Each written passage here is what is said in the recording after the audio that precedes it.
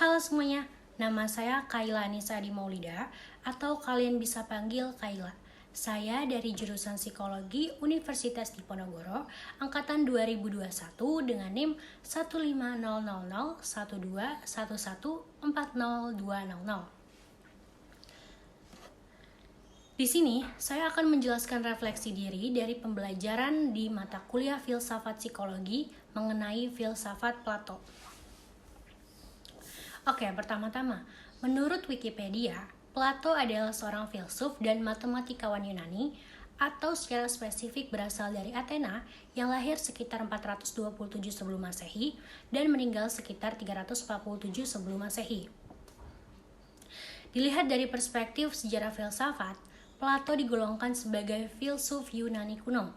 Ia adalah seorang penulis Philosophical Dialogues dan pendiri dari Akademi Platonik di Athena, sekolah tingkat tinggi pertama di dunia barat. Lalu, Plato memiliki beberapa konsep nih, diantaranya yang pertama adalah fenomena dan ide, kedua tubuh dan jiwa, dan yang terakhir adalah konsep kebahagiaan. Nah, di sini saya akan menjelaskan satu persatu konsep yang dikemukakan oleh Plato. Yang pertama, menurut Plato, fenomena adalah sesuatu yang muncul pada kesadaran atau melalui pengalaman indrawi. Sedangkan ide adalah sesuatu yang benar-benar terjadi. Dan ide juga ada secara objektif, yang berarti ide ada dengan begitu saja tanpa kebergantungan dengan dunia pemikiran. Lalu, Plato berpendapat bahwa manusia ini terdiri dari dua elemen nih yang sangat berbeda, yakni tubuh dan jiwa, yang bergabung dalam satu persekutuan atau disebut dengan communion yang tidak bahagia. Tubuh diartikan sebagai bagian dari eksistensi manusia atau bukti hadirnya seseorang individu dan identik dengan pengalaman indrawi. Nah, maksud dari bagian eksistensi manusia itu apa sih? Yaitu tanda dari keberadaan fisik seseorang manusia yang digunakan sebagai identitas diri. Substansi yang lebih, sedangkan jiwa adalah substansi yang lebih kekal dan merupakan kemampuan rohani, atau dapat diartikan bahwa jiwa adalah segala sesuatu yang ada di dalam diri manusia, sesuatu yang dapat menggerakkan kita serta pikiran kita. Lalu, jiwa ternyata memiliki unsur yang hierarkis nih. Urutan yang pertama adalah rasio atau reason yang identik dengan ilmu pengetahuan serta akal pikiran yang bertugas sebagai pengendali nafsu dan emosi.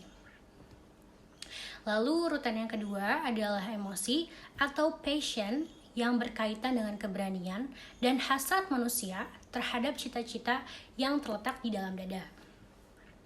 Nah, dan yang terakhir adalah nafsu atau appetite, identik dengan dorongan untuk makan, minum, ataupun seksual. Nah, melalui pembelajaran unsur jiwa seperti yang sudah dijelaskan, kita menjadi mengetahui nih bahwa rasio sangat berperan penting dalam pengendalian dua unsur passion maupun appetite. Karena apabila tidak dikendalikan, passion atau appetite tidak akan menghasilkan keseimbangan. Sama halnya ketika kita memiliki keinginan untuk makan, tetapi tidak dikendalikan oleh rasio, maka keinginan makan tersebut akan terus-menerus timbul dan tidak terkendali. Maka dari itu, kehidupan yang seimbang adalah seseorang yang dapat mengendalikan rasio untuk menjaga keseimbangan passion dan appetite. Selanjutnya, Plato berpendapat bahwa tujuan hidup manusia adalah meraih kehidupan dengan kesenangan dan kebahagiaan. Lalu, apa yang dimaksud dengan kebahagiaan menurut Plato? Kebahagiaan menurut Plato dibagi menjadi 3, yakni kebahagiaan fisik, kebahagiaan estetis, dan kebahagiaan ideal. Oke, yang pertama, kebahagiaan fisik. Kebahagiaan fisik merupakan kebahagiaan yang muncul karena terpenuhinya kebutuhan dan keinginan individu seperti halnya makan, minum, dan lain-lain. Lalu yang kedua ada kebahagiaan estetis. Kebahagiaan estetis berkaitan dengan perasaan atau psikologis. Contohnya kebahagiaan yang muncul karena bertemu dengan orang lain. Contohnya bertemu dengan teman, bertemu dengan keluarga, bertemu dengan saudara, dan lainnya. Dan yang terakhir, kebahagiaan ideal. Kebahagiaan ideal merupakan kebahagiaan yang muncul ketika kita mendapatkan kasih sayang dari orang lain. Nah, melalui pembelajaran tentang kebahagiaan ini, tentunya kita semakin tahu kan dan mengerti bahwa kebahagiaan bisa didapatkan di mana saja dan kapan saja, sehingga tidak membatasi diri kita untuk meraih kebahagiaan.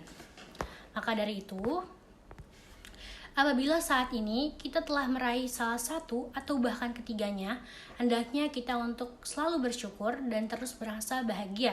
Karena pada dasarnya, kebahagiaan bersumber dari diri kita yang menjalani kehidupan. Sekian materi yang dapat saya sampaikan. Saya berharap materi yang saya sampaikan pada kesempatan kali ini dapat bermanfaat bagi kehidupan kita.